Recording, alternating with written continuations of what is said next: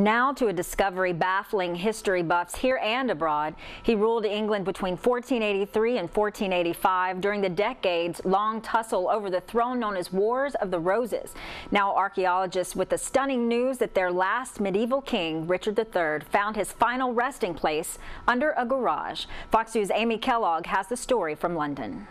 Drivers in central England have apparently been parking their cars on top of a deceased king. Scientists saying that a 500-year-old skeleton they found underneath a parking lot belonged to the vilified monarch Richard III, England's last medieval king.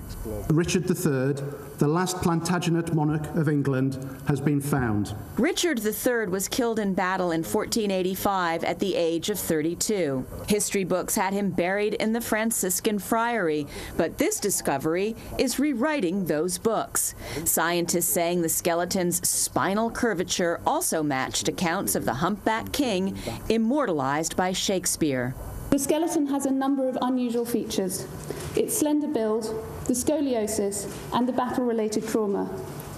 All of these are highly consistent with the information that we have about Richard III in life and about the circumstances of his death. Crews began excavating the city center location in August of last year and soon discovered the skeleton, found in good condition with only its feet missing. With explicit maps of what foundations they found underground, archaeologists had faith that their big dig was on the right track. It's sort of compelling evidence when you take all these little threads and put them together that we're looking in the right place and we've got somebody who is the right sort of candidate to be Richard III.